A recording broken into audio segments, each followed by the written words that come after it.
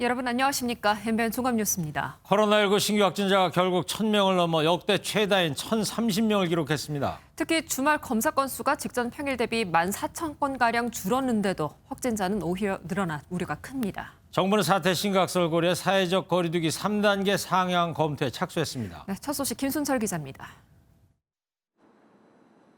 지난 1월 20일 첫 환자가 발생한 지 11개월 만에 처음으로 신규 확진자가 4자릿수로 올라섰습니다. 영시 기준 신규 확진자는 1,030명, 지역별로 보면 서울 399명, 경기 331명, 인천 62명 등 수도권만 792명입니다. 설마 했던 1,000명대 확진자가 나오자 시민들의 불안은 더 커졌습니다. 겁나죠. 무증상의 그런 환자들이 더 많이 있어서 누가 진짜 걸렸는지 모르니까 서로 다 조심했으면 하는 마음이고. 정부는 이번 주가 3단계의 격상을 막을 마지막 기회로 보고 3단계 상향 검토에 착수하는 동시에 병상 확보 긴급 대책을 내놨습니다. 수도권에서 앞으로 20일 동안 매일 1,000명 이상 환자가 발생한다고 가정하고 앞으로 10,000명 병상 확보에 나설 방침입니다.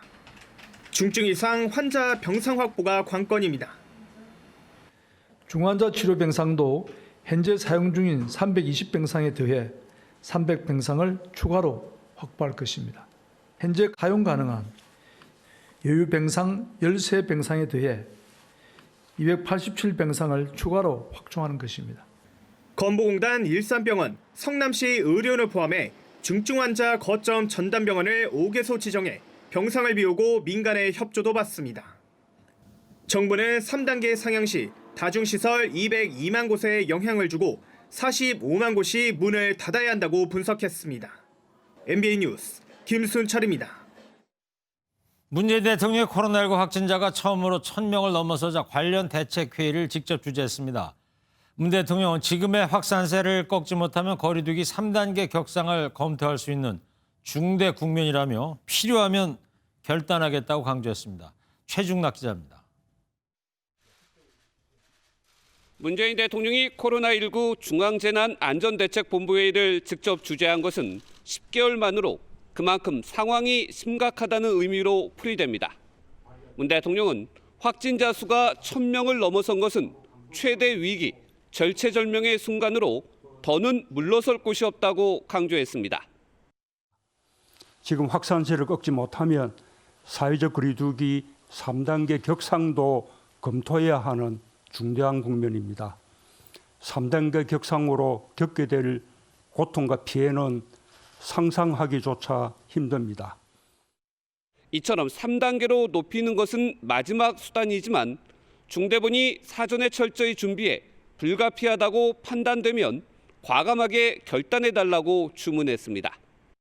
3단계 도입을 막기 위해서는 K방역에 성패를 걸고 총력으로 대응해야 한다며 힘들지만 다시 한번 최선을 다하자고 국민을 독려했습니다. 우리가 진정 방역 모범국이라면 이제야말로 그 사실을 증명할 때입니다. K방역은 위기 순간에 더욱 강했습니다. 야당인 국민의힘은 정부의 무능한 코로나19 대응이 대재앙을 빚었다며 문 대통령을 직접 겨냥했습니다. 백신 확보 실패 등 최근 코로나 대란은 대통령과 정부의 판단 오류와 늑장 대처 등이 낳은 대재앙이자 인정가 아닐 수가 없습니다. 백신과 관련해 문 대통령은 지금은 거리두기 실천이 가장 강한 백신과 치료제라며 비상 상황인 만큼 이동과 만남을 최대한 자제해달라고 호소했습니다. MBN 뉴스 최중락입니다. 네, 앞서 들으셨습니다만 정부는 사회적 거리두기 3단계 격상까지 검토해야 할 중대한 국면이지만 그에 따른 고통과 피해는 상상하기조차 힘들다고 밝혔습니다. 만약에 3단계로 격상이 된다면 우리 생활이 어떻게 달라질까요? 한마디로 일상생활이 멈추는 겁니다. 상상조차 하기 싫은 거리두기 3단계. 한 번도 가보지 않은 위기의 터널. 어떤 모습일지 길기범 기자입니다. 먼저 거리두기가 3단계가 되면 10인 이상의 모임이나 행사가 전면 금지됩니다. 타인과의 접촉을 최대한 막아 확산을 차단하겠다는 의도입니다. 저도 모임이 있었는데 그거는 이제 다 취소할 예정입니다. 다들 조심하기 때문에 조심할 생각입니다. 또 정부 공공기관이나 산업 관련 시설, 의료기관 등 필수 시설 이외 모든 다중이용시설의 운영이 중단됩니다. 2.5단계에선 운영할 수 있었던 결혼식장, 영화관, PC방 등이 모두 문을 닫게 되면서 중단 시설은 전국 13만 곳에서 50만 곳 이상으로 대폭 늘어날 전망입니다. 식당은 현재처럼 밤 9시까지 영업할 수 있지만 식사 인원이 8제곱미터당 1명으로 크게 제한됩니다. 이 식당은 약 84제곱미터로 평소에는 60명까지 이용했는데요. 3단계가 되면 단 10명만 이 식당에서 식사를 할 수 있게 됩니다. 점심에만 해도 한 40명 이상씩은 받았었거든요. 이제 10그릇 이렇게 팔 것 같으면 차라리 문 닫고 있는 게 낫지. 어떻게 해야 될지 저희는 너무 난감해요, 지금. 유동인구 통행도 최소한으로 제한합니다. 기관이나 기업은 필수 인력을 제외하고 재택근무로 전환해야 하고 KTX와 고속버스 등 교통시설 예매는 50% 이내로 제한합니다. 무관중 경기로 운영되던 스포츠 경기는 아예 중단되고 20인까지 입장이 허용되던 종교시설도 1인 영상 예배만 가능해집니다. MBN 뉴스 길기범입니다. 눈 내려 오늘 아침 신규 확진자 1000명을 넘었다는 소식에 모두 난감해 하셨을 겁니다. 여기까지 힘들게 왔는데 거리두기 3단계로 또 가야 하는 건지 그러면서 위기감을 절로 느끼게 되는데요. 연말 맞은 서울 거리 표정에서도 이 같은 우려를 엿볼 수 있습니다. 서울 도심 백화점 현장에 이상은 기자가 중계차로 연결돼 있습니다. 이상은 기자. 네, 서울 명동에 있는 백화점 앞입니다. 네, 추워서 아주 중무장을 하고 있는데 낮에도 텅 비었지만 지금은 더 그렇죠? 네, 연말인데다 주말이지만 보시다시피 발걸음이 뚝 끊긴 상태입니다. 사회적 거리두기 3단계가 시행되면 이마저도 문을 닫아야 하는데요. 찬바람이 부는 곳은 이곳 백화점뿐만 아닙니다. 제가 서울 명동 일대를 돌아다녀 봤는데 폐점한 곳이 많았고 문을 열었다 해도 사람이 찾지 않아 썰렁했습니다. 연말 특수에 한 줄기 희망을 걸고 있던 상인들은 한숨만 쉬었습니다. 완전히 명동이 새까맣잖아요. 사람 지나다니는 사람도 별로 없고 식당에 들어와서 식사하시는 분들도 그렇고 옛날하고는 완전히 틀리죠. 네, 통상적으로 12월은 백화점 대목이지만 지난 주말 매출은 지난해 같은 기간 대비 20%나 감소했습니다. 코로나 확산세가 계속되는 만큼 소비 심리는 더욱 꽁꽁 얼어붙을 전망입니다. 지금까지 서울 명동에서 MBN 뉴스 이상은입니다. 네, 모레 15일부터 서울 지역의 모든 학교가 거리두기 3단계에 해당하는 선제적 조치에 들어갑니다. 중고등학교에 이어서 유치원과 초등학교도 등교를 중단하고 원격 수업을 실시합니다. 이동훈 기자입니다. 서울시 교육청은 교육부와 협의를 통해 모레부터 유치원과 초등학교, 특수학교에서 원격 수업을 실시한다고 밝혔습니다. 서울의 모든 학교가 연말까지 원격 수업을 진행하는 상황을 맞았습니다. 사태가 심각해진 만큼 사회적 거리두기 3단계에 해당하는 전면 원격 수업에 돌입한 겁니다. 예외로 인정했던 소규모 학교들도 모두 원격 수업 대상에 포함됐습니다. 서울 시내 중학교와 고등학교는 지난 7일부터 원격 수업을 시행하고 있었습니다. 오는 18일로 기한이 정해져 있었지만 28일까지 열흘 연장됐습니다. 교육청은 돌봄 공백 대책도 분주히 마련하고 있습니다.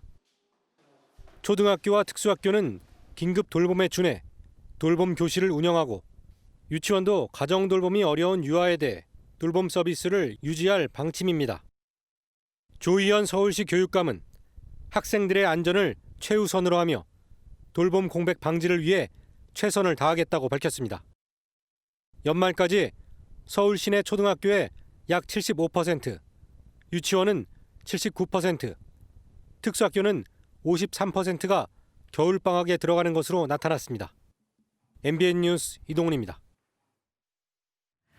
서울과 경기를 중심으로 확진자가 빠르게 늘면서 혹시나 하는 마음에 먼저 코로나 검사를 받는 분들이 많아졌습니다. 의심 증상이 없어도 누구나 검사를 받을 수 있어서 일요일인 오늘도 선별진료소가 북적였습니다. 정주영 기자입니다. 서울 중구의 국립중앙의료원. 휴일인데도 코로나19 선별진료소에 시민들의 발길이 끊이질 않습니다. 혹시나 하는 불안감에 서둘러 검사를 받는 겁니다.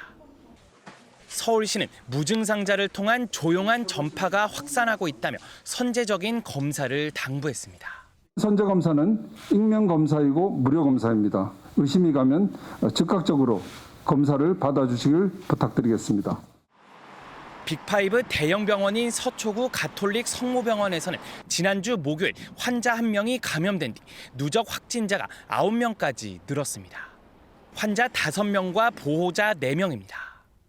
의료진은 모두 음성 판정이 나왔는데요. 추가 확산 우려를 막기 위해 환자의 보호자들도 코로나 검사를 받도록 조치했습니다.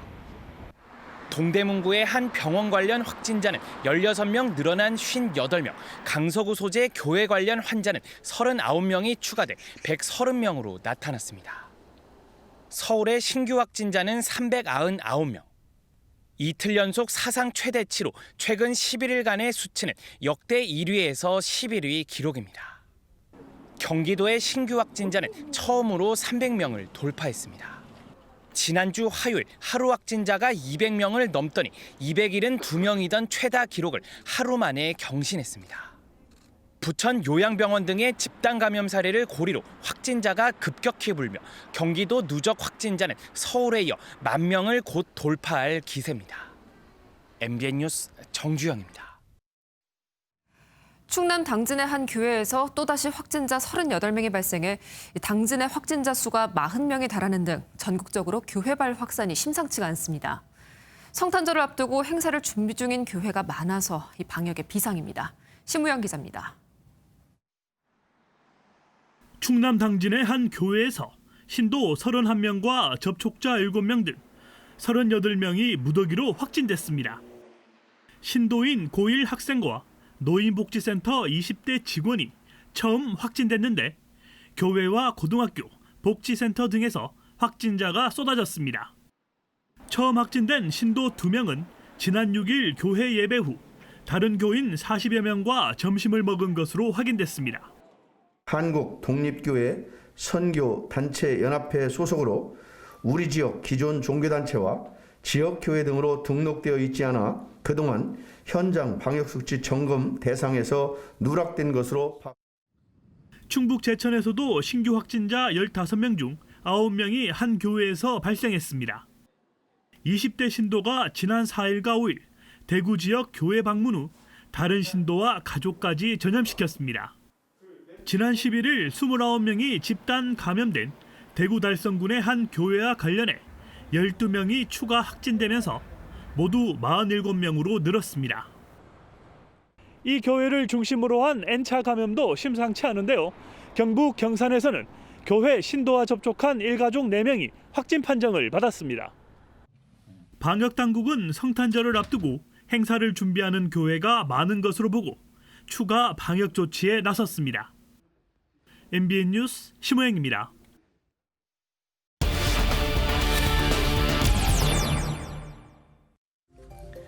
지금 이 순간이 거리두기 3단계로의 상향을 막을 수 있는 마지막 기회입니다. 여러분의 일상과 생업이 중단되는 것을 막아야 합니다. 네, 오늘 오후 보건복지부 장관 오후 브리핑 발언 좀 들어보셨습니다. 자, 확산세가 꺾일 기미를 보이지 않으면서 3단계 격상을 두고 정부 내부에서도 고민이 많습니다. 오늘 뉴스 추적 백순영 가톨릭 의대 명예교수와 정태진 기자와 함께 자세한 이야기 나눠보도록 하겠습니다. 어서 오십시오. 안녕하세요. 예. 먼저 정태진 기자한테 어제 이어서 이제 확진자가 폭증하고 있는데 일단 오늘 내용부터 발표 내용부터 한번 정리를 해볼까요? 네, 코로나19 신규 확진자가 어제는 역대 최고치를 경신했고 오늘은 1,000명을 넘어섰습니다. 문재인 대통령이 직접 중대본 회의를 주재한 것도 바로 이 때문인데요. 대통령이 직접 회의를 챙기면서 오늘 전격적으로 3단계 격상을 발표하는 게 아니냐는 예상도 있었습니다. 예. 정부는 2.5단계 효과를 지켜보는 동시에 3단계 상향 검토에 착수했습니다. 3단계 격상과 관련해 전문가 의견을 모으고 있는데 경제 충격이 가장 큰 걸림돌입니다. 네, 자, 백 교수님, 조금 전에 이제 오늘 3단계 격상 발표하는 게 아니냐 이런 의견들이 많은데 이 견해에 대해서 결국 올리지는 않았단 말이죠. 백 교수님 보실 때는 어떻습니까?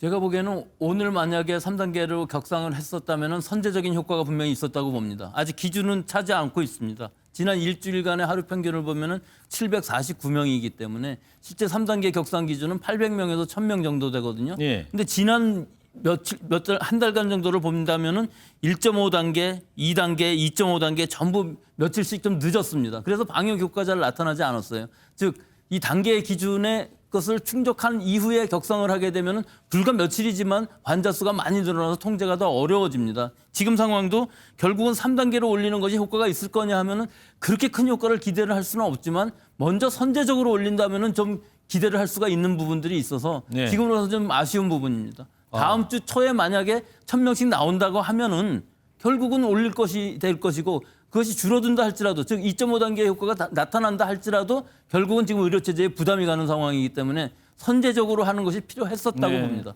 오늘 그러니까 3단계 격상을 했어야 된다. 선제적 조치로. 예. 그리고 정태진 기자, 가장 심각한 건 이제 확진자가 병원에 입원해야 할 상태인데 입원할 수 없다는 겁니다. 이 많게는 한 3일 이상 기다려야 되는 분도 계시다고 그러더라고요. 네, 맞습니다. 오늘 0시 기준 수도권 확진자 580명이 병상 배정 예정인데요. 당일 확진 후 배정 진행 중 대기자는 서울 168명, 인천 12명, 경기 126명에 이릅니다.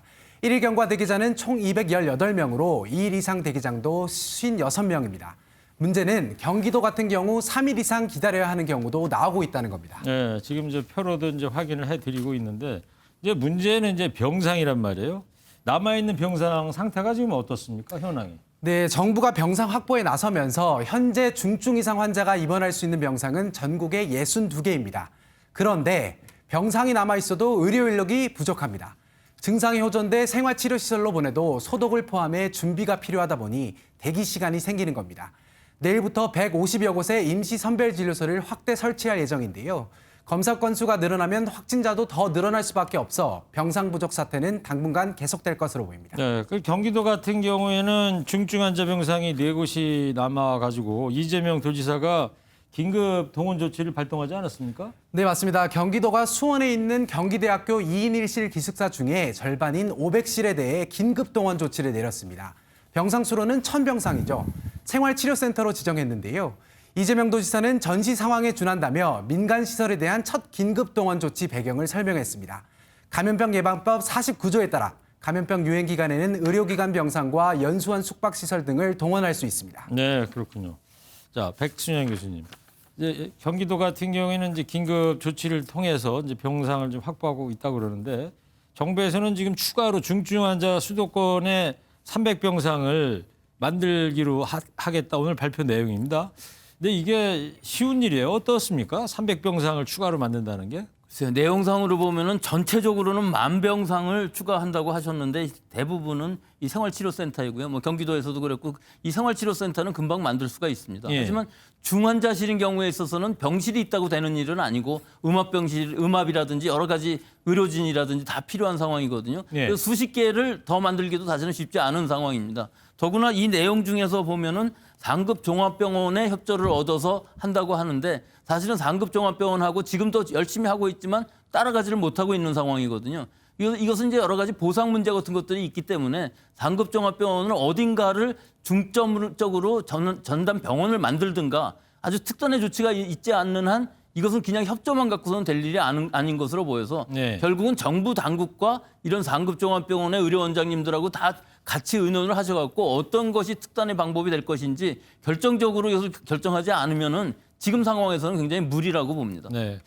그 일산 병원이라든가 군 시설 같은 데도 활용하기로 하지 않았습니까? 예, 그건 아주 좋은 방법이기는 한데요. 실제로는 중환자 병실을 거기다 만들기도 쉽지 않은 상황이고요. 실제로 만든다 그러면은 시간을 들여서라도 거기다 다 모든 장비 또 인력들을 다 보충을 한 후에 거기를 전담병으로 만든다면은 사실은 코로나19를 치료하기 위해서는 좋은 방식이 될 수가 있는 것이죠. 네. 왜냐하면 일반 상급 종합병원인 경우에 있어서는 무맛병실이 다 많이 마련되어 있는 것도 아니고 중환자실이라는 것이 여러 명이 같이 있는 경우들이 많기 때문에 이런 부분들은 군병원 같은 데를 이용하면은 사실 효과적일 수가 있는데 지금 시간이 너무 급합니다. 네. 갑자기 만들 수 있는 상황이 아니고 군 병원에 있는 환자들도 또 다 전원을 해야 되기 때문에 우선적으로 일반 병원에 병실을 만들어서 전원을 시킨 후에 이런 대책이 발표가 돼야 되는데 일단 군병원이든지 일산병원이든지 병원만 사용한다는 것을 먼저 발표하는 것은 좀 앞뒤가 맞지 않는 것이 아닌가 그렇게 생각합니다. 알겠습니다. 그러니까 병상이 침대가 하나 있다고 해서 그게 온전한 병상이 되지는 않는다.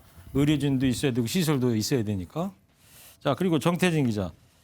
자, 아까 문재인 대통령도 뭐 필요하면 결단하겠다고 했는데 3단계 격상이 필요하다는 건데 이 3단계 격상을 하게 되면 한국은행 발표 자료를 보면 말이죠.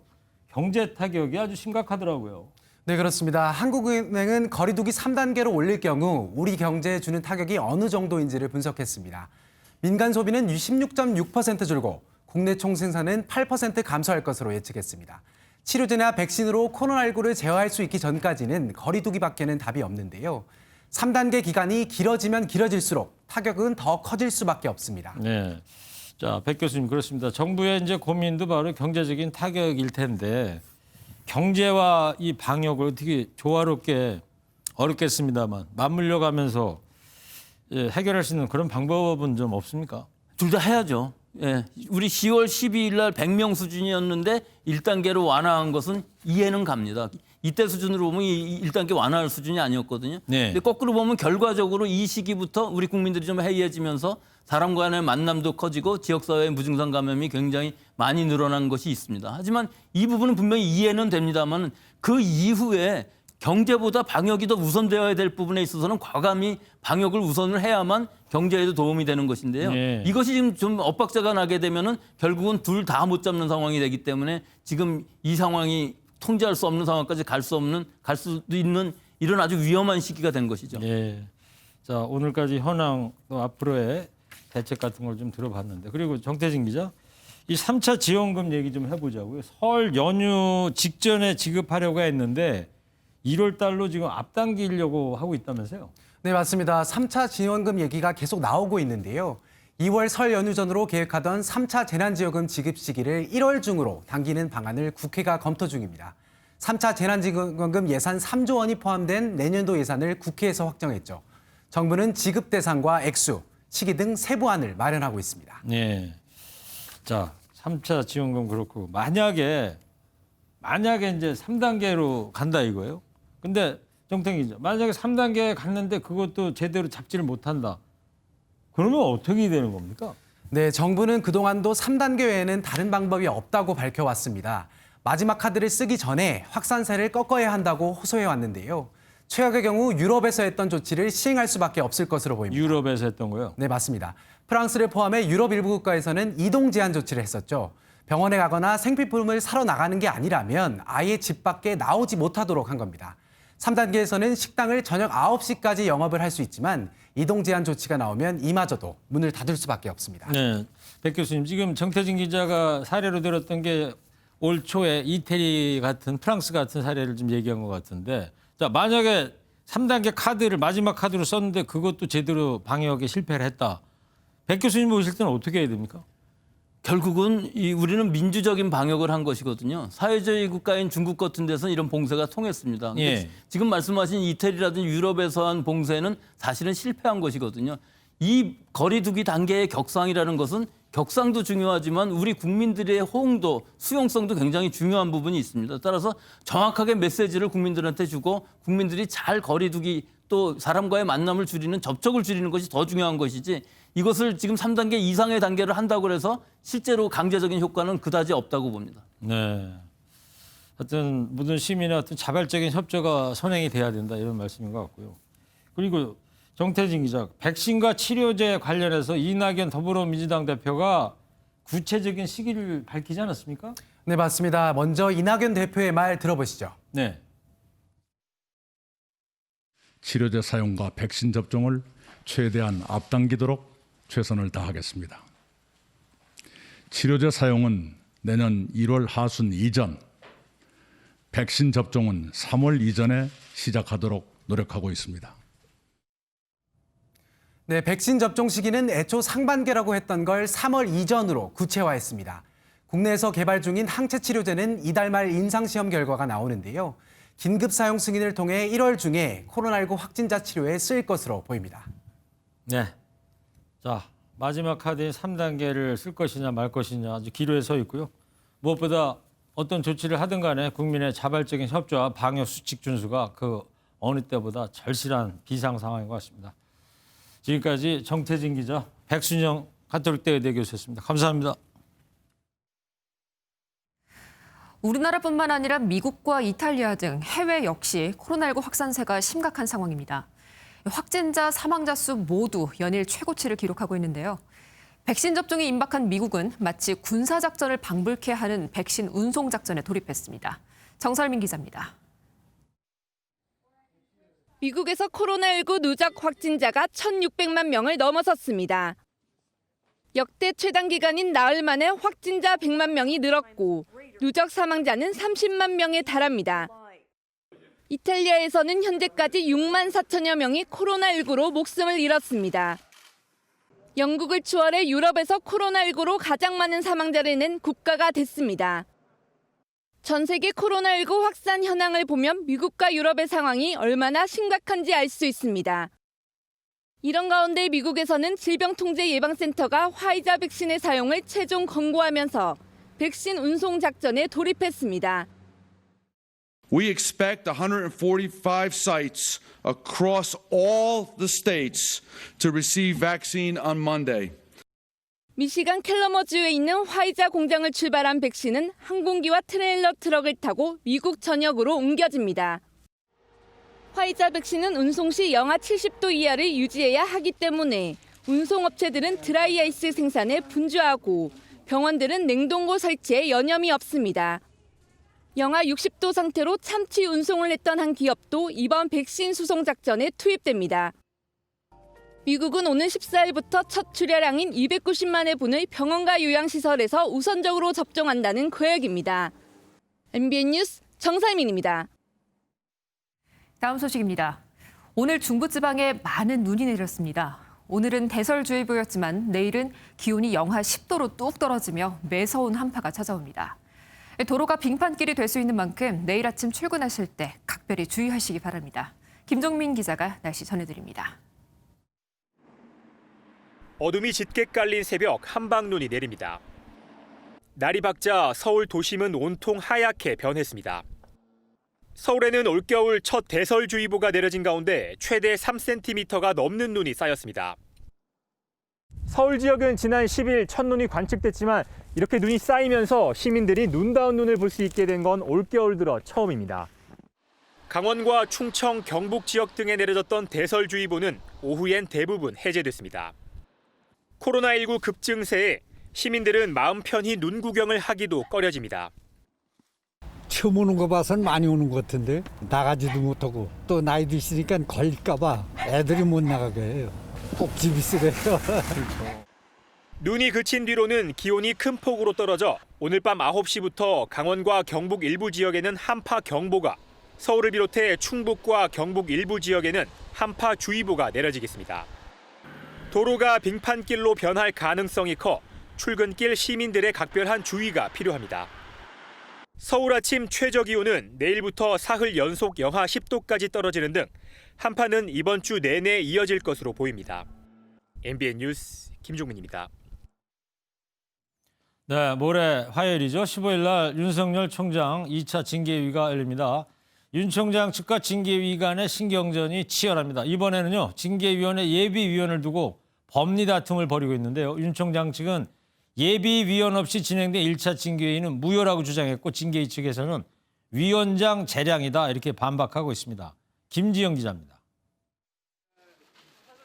윤석열 총장 측은 1차 징계위가 무효라며 내일 징계위를 다시 구성해달라고 요청할 계획입니다. 윤 총장 측은 지난 10일 징계위에서 징계 청구권자로 제외된 추미애 장관과 자진 회피한 심재철 법무부 검찰국장의 자리를 예비위원이 채웠어야 한다는 입장입니다.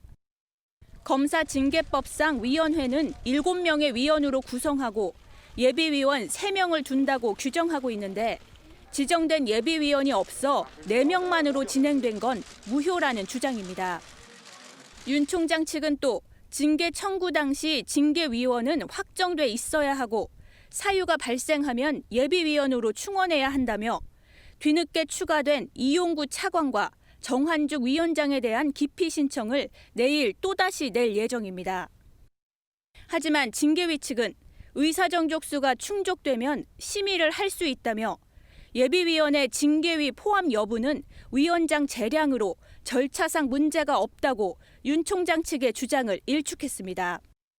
법조계 안팎에선 윤 총장 측 문제 제기를 징계위에서 받아들일 가능성은 크지 않지만 앞으로 벌어질 법적 공방에서 절차적 정당성을 따지는 주요 쟁점이 될 것이란 전망입니다. MBN 뉴스 김지영입니다. 국회가 잠시 뒤에 국정원법 개정안에 대한 무제한 토론 필리버스터를 강제로 끝내기 위한 표결에 들어갑니다. 지금 긴박한 국회 상황 취재기자 연결해서 살펴보도록 하겠습니다. 전정현 기자. 네, 국회 로텐더홀입니다. 어때요? 표결 진행됐어요? 네, 표결은 아직입니다. 지금 윤두현 국민의힘 의원의 필리버스터가 4시간 넘게 이어지고 있습니다.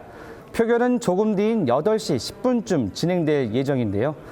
당초 민주당은 야당의 반론권을 충분히 보장하겠다는 입장이었지만 코로나19 확진자가 급증하자 토론을 강제 종결하는 쪽으로 급선회했습니다.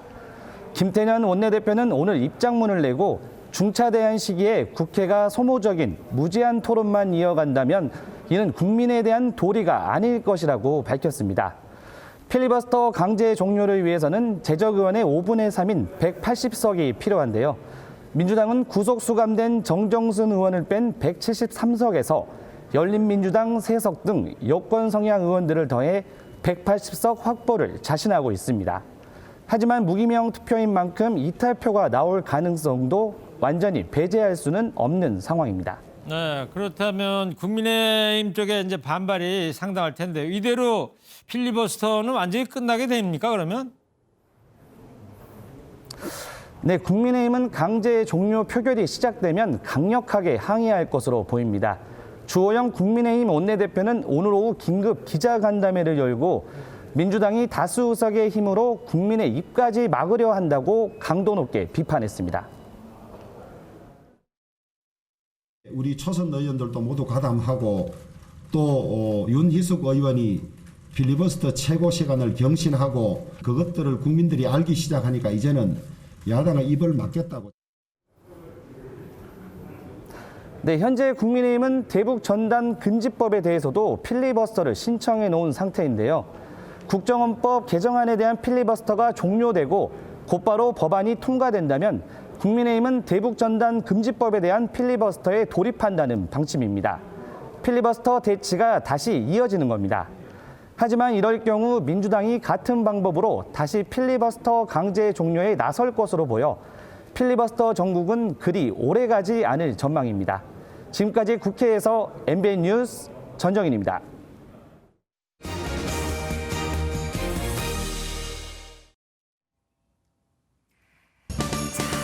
이 노래 머라이어 캐리의 크리스마스 캐럴 All I Want for Christmas is You. 나의 크리스마스 선물은 오로지 당신뿐입니다. 이 노래죠? 발음 좋네요. 이거 뭐 전주 5초만 들어도 막 가슴이 뛰는 노래 아닙니까? 맞아요. 이 노래가 94년도에 발표를 했는데요. 지금 빌보드 핫백 차트 2위에 올라와 있습니다. 이른바 뭐 차트의 역주행이군요. 그렇습니다. 사실 연말이면은 빌보드 상위권에 오르는 노래기는 한데 올해는 더욱더 뜻깊은 역주행인 것 같습니다. 네, 코로나로 전 세계가 침체된 상황이라서 이렇게 밝은 노래들이 위로를 주기 때문이겠죠. 네. 캐럴송 좀 들으시면서 우리 시청자 여러분들께서도 잠시나마 힐링하셨으면 합니다. 이상주 기자가 보도합니다.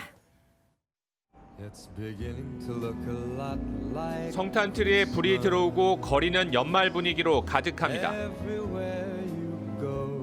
코로나19로 정신없던 한 해였지만 어느새 겨울, 크리스마스의 계절이 돌아왔습니다.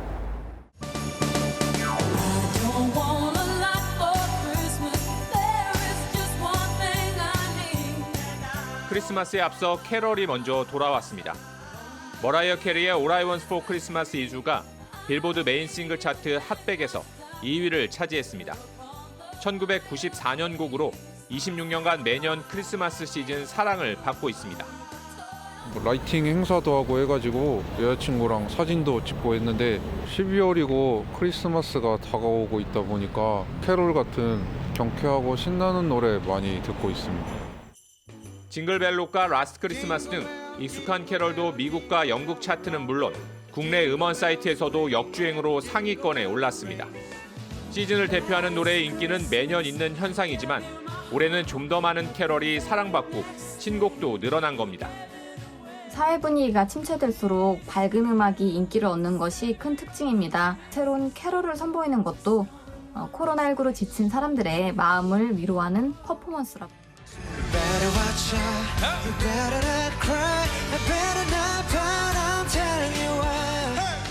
방탄소년단 역시 산타클로스 is coming to town이라는 밝은 캐롤로 코로나19에 지친 팬들에게 위로의 메시지를 보냈습니다.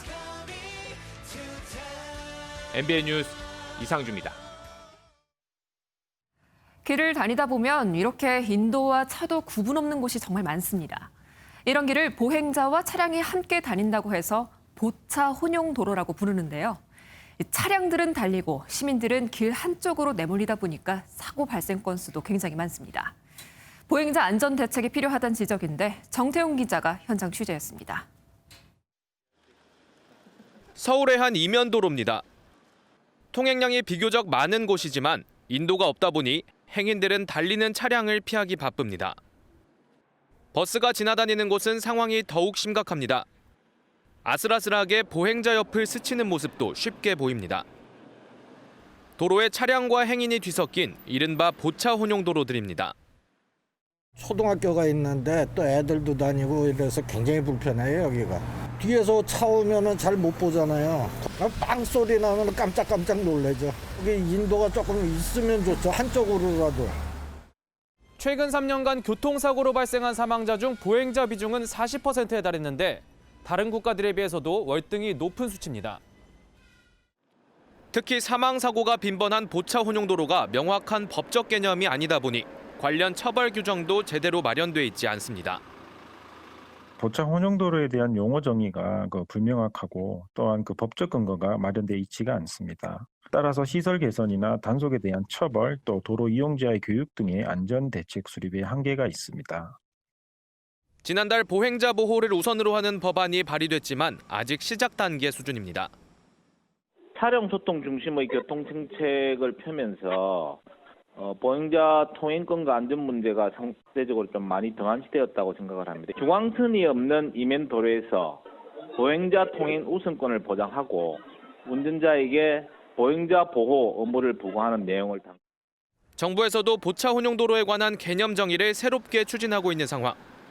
보행자 중심의 제도 정착을 위한 지속적인 노력이 필요해 보입니다. MBN 뉴스 정태용입니다. 오늘 중부지방을 중심으로 눈이 펑펑 쏟아졌습니다. 경북 봉화에는 15cm가 넘는 큰 눈이 내리기도 했는데요. 내일부터는 영하 10도 안팎의 매서운 한파가 찾아오겠습니다. 중부지방에 한파특보가 내려진 가운데 내일 아침 서울이 영하 10도, 대관령이 영하 15도까지 내려가겠고 찬바람이 강하게 불어서 체감온도는 서울이 영하 15도, 대관령은 무려 영하 27도까지 내려가겠습니다. 추위 대비 단단히 하셔야겠습니다. 한편 내일부터 모레까지 서해안과 제주도에는 많은 눈이 내리겠습니다.